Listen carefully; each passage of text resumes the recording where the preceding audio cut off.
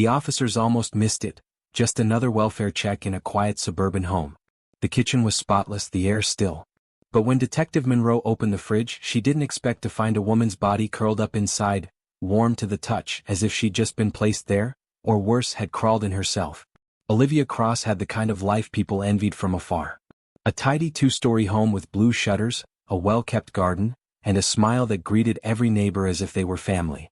She was a beloved art teacher at the local elementary school, known for organizing whimsical community projects and surprise bake sales.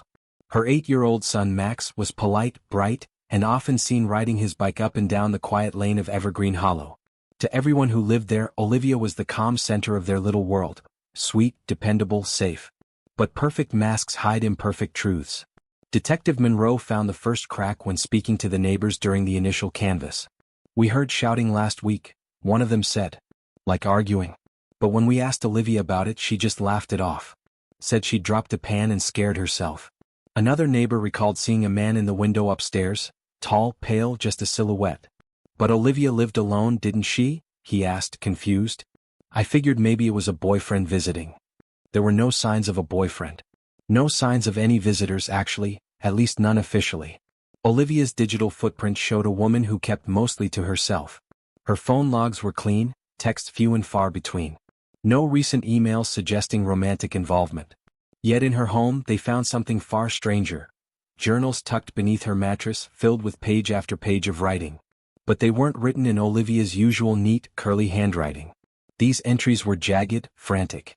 The ink often trailed off mid-sentence, as though the writer was interrupted, or caught. "I'm not alone anymore," one entry read. "He watches from the walls."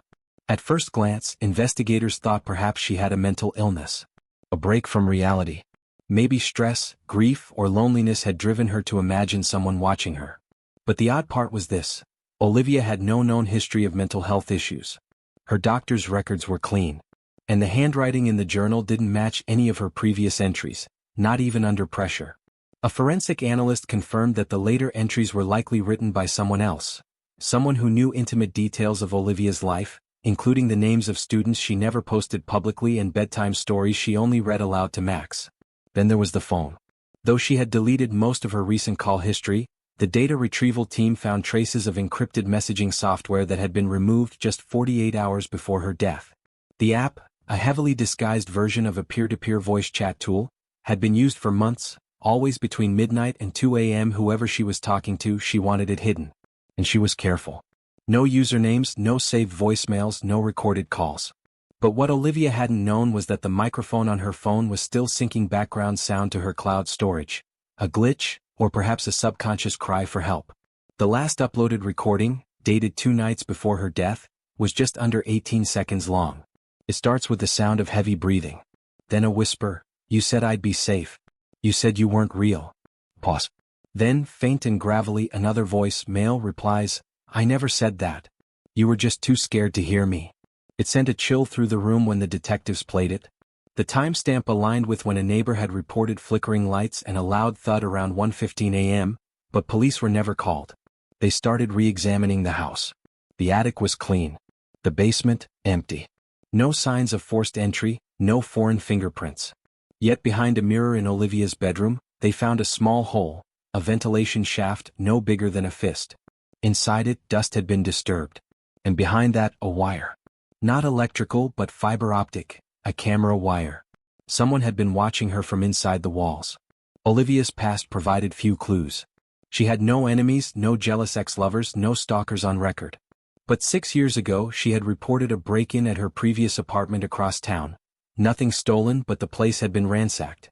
The report mentioned a man seen loitering outside her window for several nights before. The case was never solved and she'd moved shortly afterward. It was a loose thread, but it started to look like more than coincidence.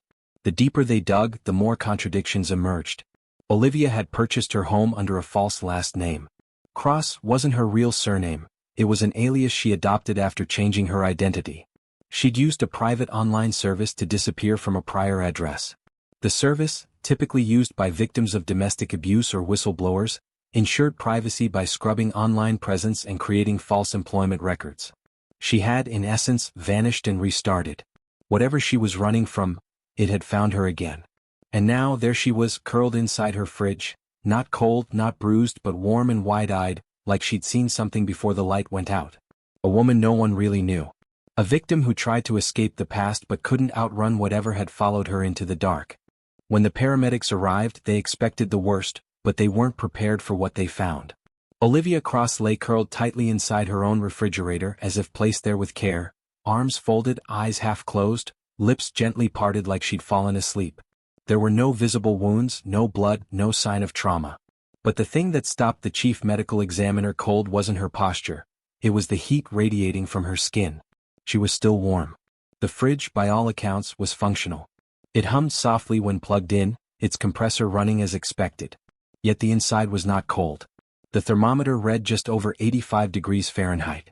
The temperature inside the fridge matched her body, an unnatural heat for a sealed space meant to chill.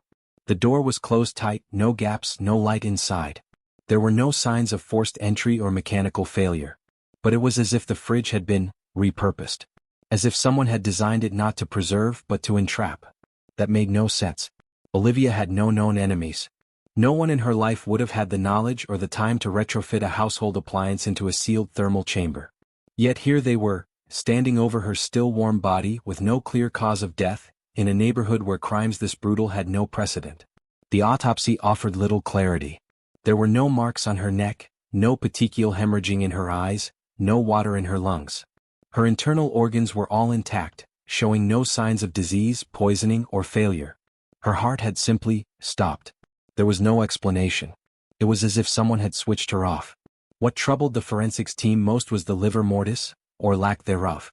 In typical cases, after death, blood settles to the lowest point of the body due to gravity, creating purplish-red discoloration. But Olivia's body showed no such signs. Her blood hadn't pooled. Which meant she either hadn't been dead long enough for that to occur, or she had died in an environment so strange that normal decomposition couldn't begin. The timeline didn't add up either.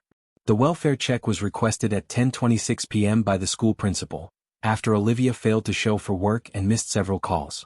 The last confirmed sighting of her alive was at 7:45 p.m., when she waved to a neighbor while taking out the trash. That gave a window of fewer than 3 hours. But her body, though warm, had already entered the earliest stages of rigor mortis, the stiffening of muscles after death. That shouldn't have happened yet. At least not that quickly. Unless something had drastically sped up the process, or warped it entirely.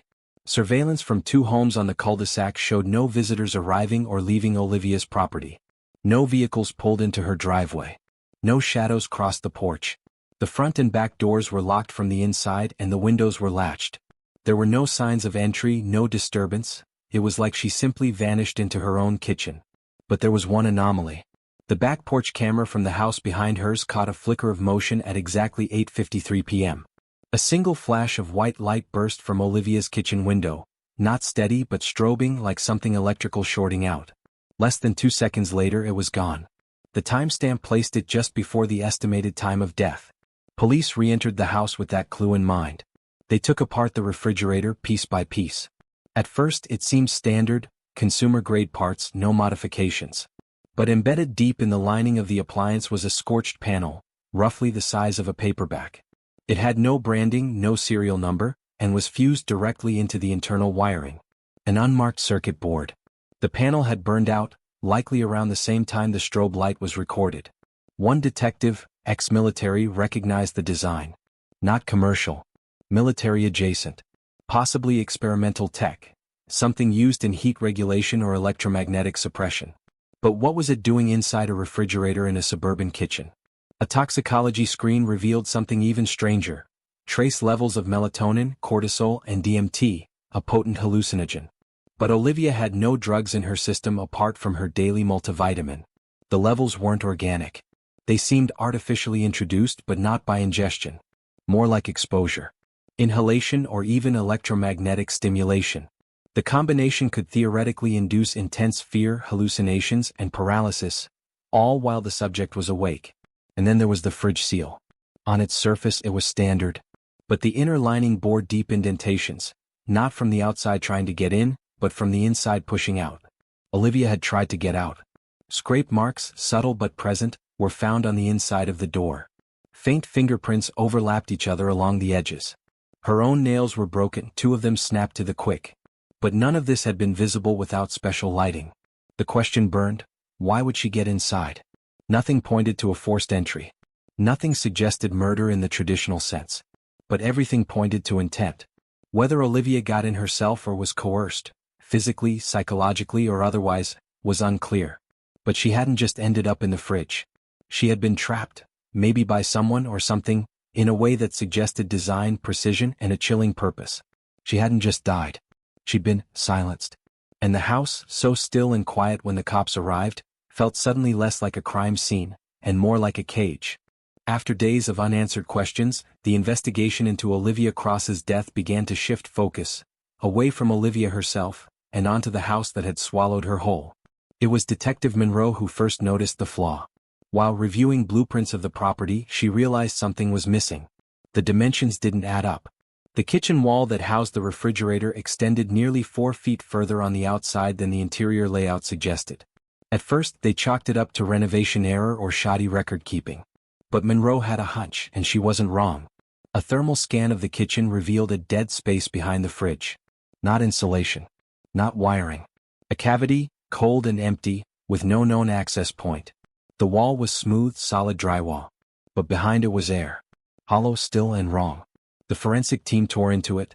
Beneath the layers of plaster and paint, behind metal supports, they uncovered a narrow opening. It was barely 2 feet wide and 4 feet high, hidden beneath the false paneling. A crawlspace. No door, no hinges, just a void no one was meant to find. The air was heavy and stale, thick with mold and something fouler. Dust clung to everything. It hadn't been disturbed in years until now. They followed the narrow shaft back 6 feet. Then it opened up into something larger. A room. Roughly the size of a walk-in closet, the hidden chamber had no light fixtures, no power outlets. The walls were lined with old soundproof foam, half-decayed and brittle. In the center sat a filthy mattress.